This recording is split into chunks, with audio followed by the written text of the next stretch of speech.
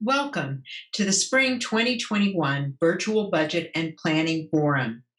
This is an opportunity for our faculty, staff, and students to learn more about the planning and budgeting processes we use at Sonoma State, and more about where we actually are with the campus budget after a roller coaster of a year.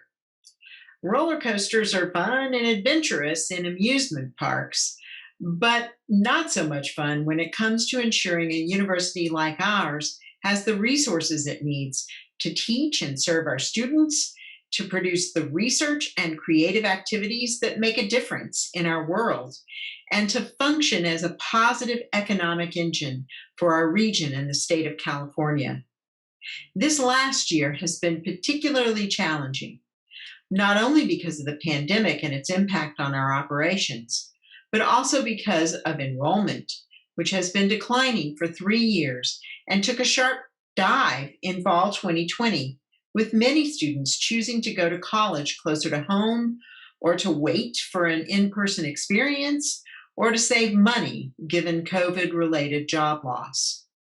Those declines in enrollment and the necessity to be mostly remote devastated our budget and our auxiliary services like housing, dining, and parking. We also faced a sharp reduction in state funding that exacerbated the budget deficit, caused us to engage in hiring slowdowns and across the board funding cuts, and worst of all, lack of work layoffs. When you are wondering, does this ride get better? Well, enrollment was low this academic year, but it was higher than we budgeted. And we have a new strategic enrollment management plan and a new team in place under Senior AVP Elias Lopez that is using all the resources of the campus to recruit more students for fall 2021. We go into next fall with considerable increases in transfer deposits, and we are focused on recruiting a diverse population of students from our local service region. We have new relationships with more than 15 community colleges in Northern California and the greater Los Angeles area that can expand our transfer population considerably. We also need to find new ways to attract high school students to the adventure that is Sonoma State.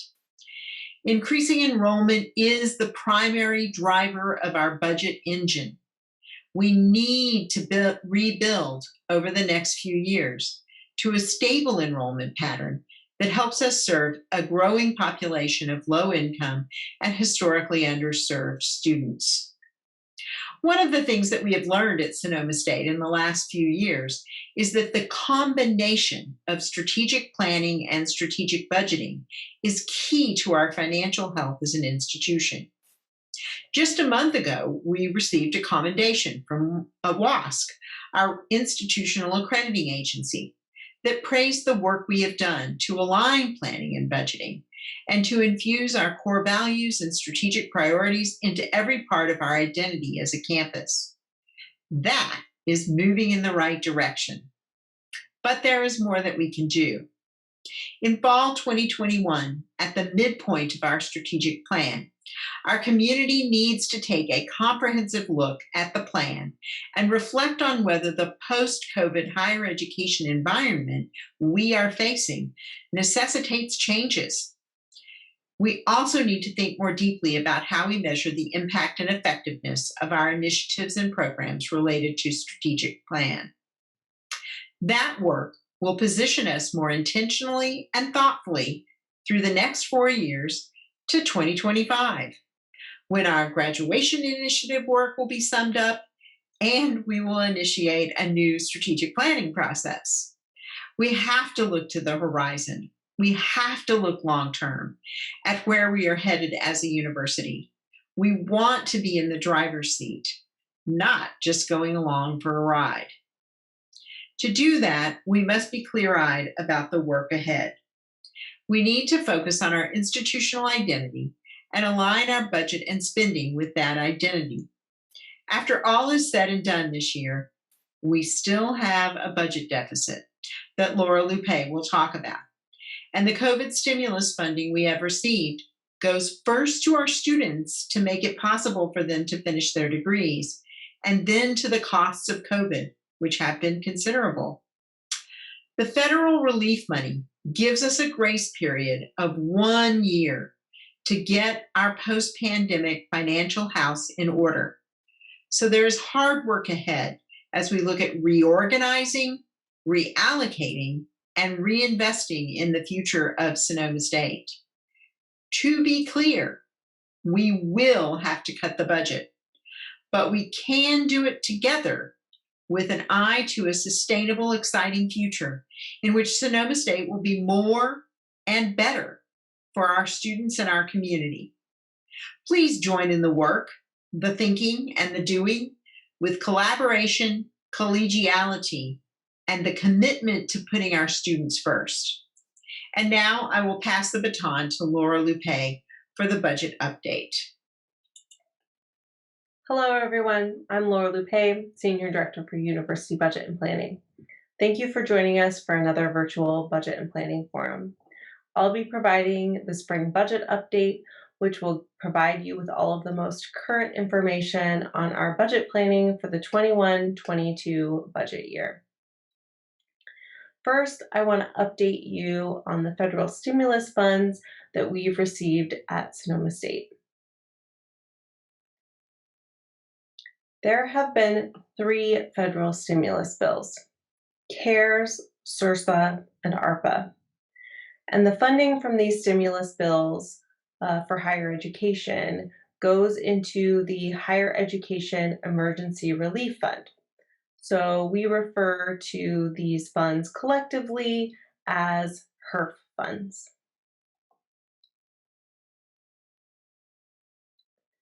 In total, Sonoma State has received almost $51 million of federal stimulus funds. We have already allocated the funds for the HERF 1 or CARES funding, and we are working on a funding methodology for the HERF 2 and HERF 3 funds. The CARES allocation report is available in our Open Book budget portal, so you can go to Open Book or go to our website and see that report. So there are a lot of guidelines on how we can spend and allocate those funds. For example, there are specific amounts for each bill on how much must be distributed for student financial aid. And the use of the funds have to be associated with the effects of the pandemic. So it can be things like recovering lost revenue. For areas, we think about ways that housing and parking were impacted by the move to virtual instruction, for example. Also, expenses for reimbursement for expenses incurred for things like technology costs for the movement to distance learning and working, and training associated with that move. Also, for things like monitoring and suppressing coronavirus, like for testing, extra cleaning, putting up barricades, and extra space needed for social distancing requirements. Overall, the intent of the HERF funds are to bring campuses back to a sort of fiscal baseline as we recover from the pandemic and to help us plan for the future as we move towards repopulation. All of the funds must be carefully documented and reported to the Department of Education. So like I said, we've already allocated the HERF 1 funds, and we have a preliminary funding distribution plan for the HERF 2 and 3 funds. First, we would spend about half of the funding, about 49% or 20 million on lost revenue categories. So these are areas that have been most devastated by the pandemic from a revenue perspective. So categories like our campus budget, our housing and parking areas. Next would be student aid and outreach to let students know that they're eligible for that student aid. So that's about 41% of the total and about 17 million. The next category, as I discussed before, is monitoring and suppressing coronavirus. That's about 5.6% of the total and about 2.3 million. Next are things in the category of technology, training, and instruction, about 3% and 1.3 million. And finally, like we do on most grants, we would charge direct and indirect cost recovery. It's less than 1% and about $300,000. So these are still estimates. It's a preliminary plan, and these amounts are likely to change before they're finalized. So moving on to the next large driver of our budget planning for the 21-22 year, the state budget allocation. So every November, the Board of Trustees submits a budget to the governor and state legislature, asking for the needed funds that are would be to increase the CSU budget for the next year. This past November 2020, they asked for a base increase to the CSU budget of $556 million. Their priorities were funding graduation initiative, $75 million for the amount we didn't get in 2021, and $75 million of increased base for 21-22 for a total of $150,000. And then their other priority was restoring that $299 million that was cut from the CSU base in 2020-2021. In January, the governor released a budget that increased the CSU budget by about $144 million, but he revised that amount in February and announced that he would, in fact, restore the $299 million cut to the CSU budget effective July 1st, 2021. That increased the base for the CSU budget for the 21-22 year to about $443.5 million. So we have received a preliminary budget memo from the CO that gives us some indication of how those funds would be allocated to the campuses. These amounts are preliminary estimates and are likely to change before the final budget allocations. But at this point, we are estimating that we'll receive about $10.8 million for next year's budget. The bulk of that is in the restoration of our 2021 general fund reduction of about 8.5 million. We would also receive about 1.7 million in mandatory costs and then about $630,000 in graduation initiative and basic needs funding for our students. However, we do still have some time before the budget's finalized. The governor is going to release his May revision budget in the next couple of weeks, and the legislature will continue to modify their budget proposals. We don't anticipate that there will be as many drastic changes as there were last year. We're hoping that there will be more funding to the CSU rather than less, but all that remains to be seen. And then we'll get our final distribution from the final budget from the Chancellor's office in July. So, though the state and Chancellor's office planning obviously has an impact on our budget, it really only happens in the margin. So we can still make a lot of planning choices to our budget while we wait for those decisions to be finalized. We already know that, for example, that we'll be beginning the 21-22 year in a deficit planning position. So that's what I'm going to talk us through on the next slide. We started this current year, the 2021 year, with a $20 million deficit. So we took reductions in each of the divisions. Some of them are base and some of them are one-time reductions. And those base reductions reduced our base deficit to 11.6 million. And because it's a base deficit, it rolls forward to the next year. So that's our starting position for the 21-22 reduction planning. Then we have some changes to our revenue. First, we budgeted our tuition headcount revenue really low for last year because we were at the beginning of the pandemic and we were unclear how the pandemic was going to affect our headcount. So even though our actual headcount is still falling a little bit, we can go up a little bit in our budget. So we're increasing our budgeted revenue by about $400,000 for next year. We've increased our budgeted state allocation amount by that restoration of our cut from last year. That's that 8.5 million. We are anticipating a reduction in our cost allocation revenue as part of our multi-year implementation of our new cost allocation methodology. And then we have some small reductions in other campus revenue lines based on historical trends. Then we have some changes to costs. So this is a reduction to an increase in unfunded mandatory costs. This is mostly related to the unfunded increases in benefits, mostly retirement. And then we have some funded priorities from that cabinet has identified. So even though we are in a deficit planning mode, it is still important for the campus to continue to plan for the future and align our resources with our priorities. And with that in mind, cabinet has identified a number of priorities, both in base and in one-time that you'll see here. I'll highlight those a little bit on the next slide, but they're important to the success of our students and our institution, even though we're in a deficit mode.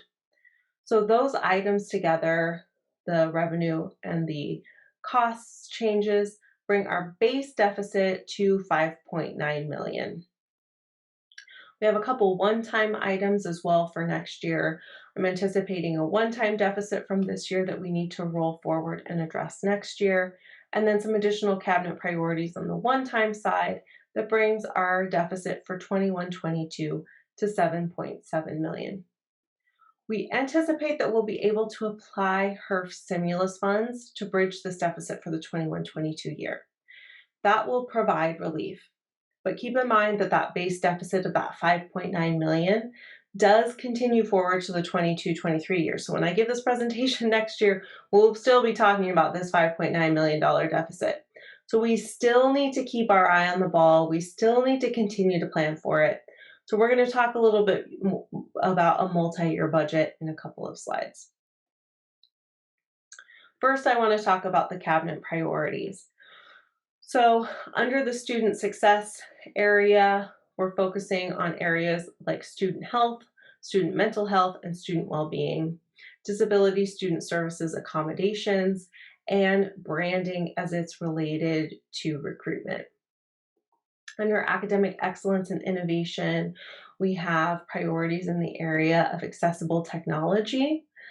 And then in leadership cultivation, there's a strong tie-in with our core value of diversity, equity, and inclusion, with some funds set aside for training and the campus climate survey. And under transformative impact, there's a focus on aligning our budget with our priorities and fixing some of our structural deficit issues by funding in the base our central events fund, and then investing in ways that we can find shared services, savings, and strategic reorganizations. So moving on to our multi-year plan. So looking at our budget from a multi-year perspective is always important, but it's really critical when we are in a deficit planning perspective. So I'm going to go over our multi-year plan, and I'm going to start by looking at our final major budget driver, which is enrollment. So there are two main drivers of our budget, and that's the state allocation, which we talked about earlier, and then tuition revenue. Tuition revenue is driven by enrollment, specifically headcount. So now that the state has restored our prior year reduction, our current loss of headcount and the associated loss of tuition revenue with that is the main contributor to our deficit. So as we talk about our deficit and our multi-year plan, it's really important for us to understand how enrollment decreases and then increases will affect our budget, especially as we look at this multi-year plan. So this slide shows our budgeted enrollment from the 1920 year to the 24-25 year. So I just want to make a note that these budgeted headcounts are not the same as actuals, and they're not the same as our strategic enrollment goals. This budgeted headcount is set in consultation with our strategic enrollment management group and institutional effectiveness, and they're based on using historical and predictive data. So our actual headcount began declining in 1819, but we still budgeted high in 1920 because we weren't sure yet if it was a one-time thing or if it was a trend. So in the budget, we took that entire loss in a single year. So you can see that big drop happening in one year. So we budgeted really low in 2021, like I said before, because it was the beginning of the pandemic. Everyone was budgeting low that year. Nobody really knew what the effects of the pandemic were going to be. So our actuals came in a lot higher this year. We budgeted 7188. Actuals were closer to 7500. For next year, we're anticipating headcount closer to between 7200 and 7300. And then for the further out years, I've built an increase of about 5% each year. So you can see big drop and then gradual increases. And hopefully we're sort of at the bottom of our head count right now. So this is our multi-year plan in graphical form. And there's a lot going on this slide, so I'm just going to talk you through it. First, this slide shows our revenues and our expenditures over time in our multi-year budget. Our revenue is this dark blue / gray line, and our expenditures is this light green line. You can see in 1920, they were basically equal, and in 2021, they were really far apart. And over time, our expenditures are higher than our revenues. And that is not what you want to see in a fiscally healthy organization. The other thing you can notice is that the gap is closing over time. Here, the gap between 2021 and 2022 is because we got our base funding restored from the state. And then as the gap closes over time, further out, it's because we are getting that enrollment growth back, as we talked about in our earlier slide, because our loss of headcount is now the main driver of this deficit. The red dotted line shows our deficit over time. We had a small deficit of just under 21,000 in 1920. It ballooned to that base deficit of 11.6 million in 2021. We're looking at that $5.9 million deficit this year. A similar deficit next year because we're not making base changes in this budget cycle. And then even as we do recover, we're looking at over a $10 million deficit over the next few years while we wait for enrollment to recover. However, we do not have enough money in reserves, and we're not expecting any additional stimulus funds to help us bridge this gap. So we do need to continue to push to lower our expenses while we wait for revenues to recover. So overall, our budget picture is looking much better than it did several months ago. We do need to remain vigilant and keep pushing forward to repair that deficit. We can't just wait for it to repair itself. The state's restoration of the $299 million to the CSU has made a huge impact on our campus's ability to address our deficit, but it has not completely eliminated it. We are also really fortunate that we're receiving stimulus funds this year to help us bridge that gap. But they are only a one-time solution to an ongoing problem. Up next to talk about this in more detail is our CFO, Joyce Lopes. And she's going to talk about how we can use our strategic plan and our strategic budgeting framework to help us look at ways to address this deficit. I hope that this presentation has been helpful. My office will continue to provide updates as we have more information and as the budget planning evolves.